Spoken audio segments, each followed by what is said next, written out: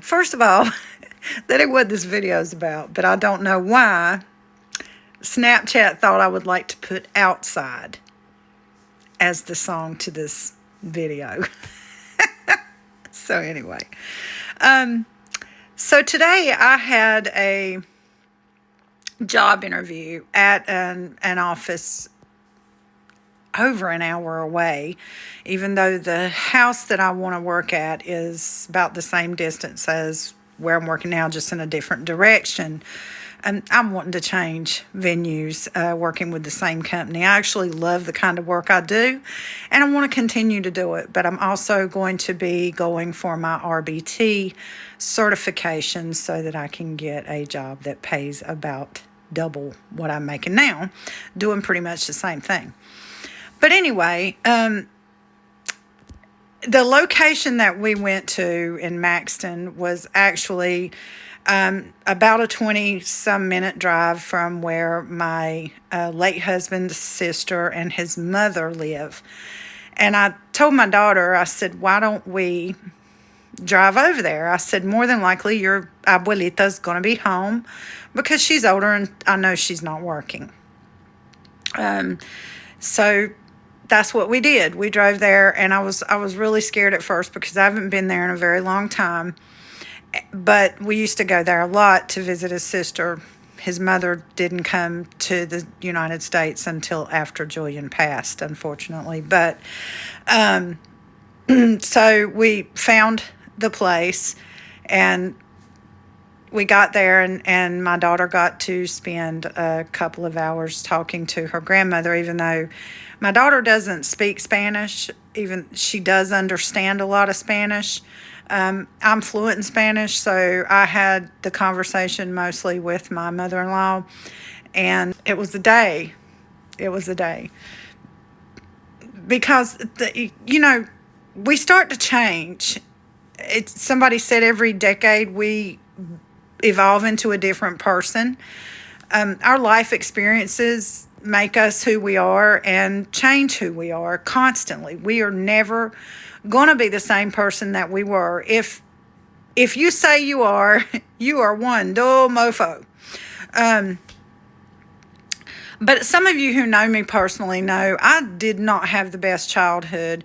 Now, I know there are a lot worse experiences, but I didn't experience those. I experienced what I experienced. I had two adoptive parents who absolutely loathed children. We were decorations. We were part of the brand new house they built in the 70s, and they needed something to go along with it, and Mama wanted kids. And to be fair, I'm not going to trash my adoptive mother all the time. She was great when we were younger.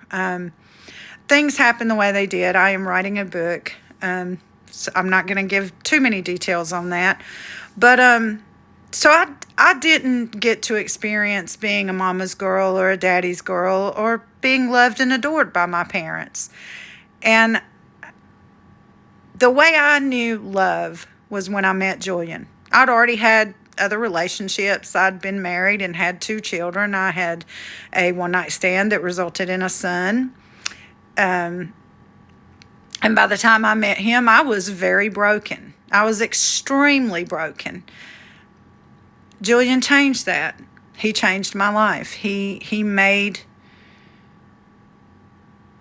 me believe in love. And that, as cheesy as that sounds, that's just solidly what it is. I love that man to this day, and he is the reason I will not get married again. Not that I would never want another relationship. It's a lonely life not having a partner to go out to dinner with and do things like that. And, just spend time with somebody to listen to you, somebody to lay your head on their chest at night and fall asleep together. I want all those things, but I want them the way I want them. I want what I had. I want to feel loved and cared for, and I want to love and care for somebody. But anyway, I digress. I talk too much, and I don't give a shit. If you don't like it, go away, But seeing his mother today and having the conversation with her that I did, I'm changing my perspective on that. Once you piss me off, she didn't piss me off, but it's just, when Julian died, the kids and I felt abandoned by both sides of the family, mine and his. And maybe a big part of that wasn't that they abandoned us. It's that we introverted hard.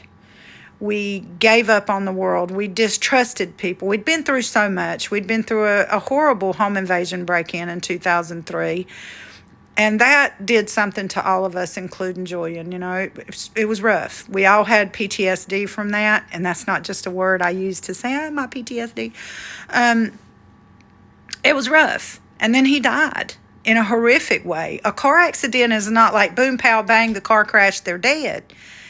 Seeing the body of your loved one so mangled and torn up and knowing that you could do nothing to help them, it's traumatic. But you know, my daughter kind of was not really happy with her dad's side of the family because they immediately, the ones that were here and around, started referring to me as his ex-wife. The man didn't pack up and leave. And I'll tell you what, those words were probably a source of nightmares for me, because I haven't had nightmares as much about his crash and his death as I have that I dreamed that he left me.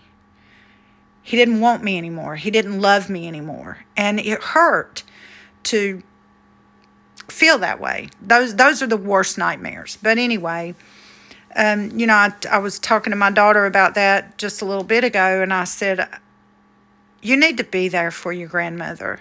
You need to be there for each other. Because he was her baby. And I see that in my daughter. She's my baby. She's my sweetheart. She's the child that I hold the closest because we developed such a strong bond. And my husband, you know, he was 9 years old when his dad left, and his mother and him had that bond. And I told my daughter, I said, the last time she saw him, the last time she spoke to him, he was 16 years old. She didn't even get to see him grow up to be a man, to be a husband, to be a father. They had conversations on the phone, but it's not the same as getting to see your son get chunky. You know, he was a scrawny little thing when he left Mexico. And I fattened him up. He went from 115 pounds to almost 200 and some pounds when he passed. But yeah, family is important. And if you can reignite or maintain that relationship with your loved ones, it's important.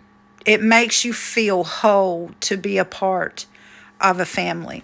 And I believe that is a lot of what we've been missing over the years. And I really hope that we can get it back, especially with my husband's side of the family, because I absolutely adore Mexicans. And I'm not saying that because I think every Hispanic is Mexican. He was Mexican. And he made me love his people. And we made two little people of his people. So family is important. Very important. That's my 2 cents for today. Peace, y'all. Bye-bye.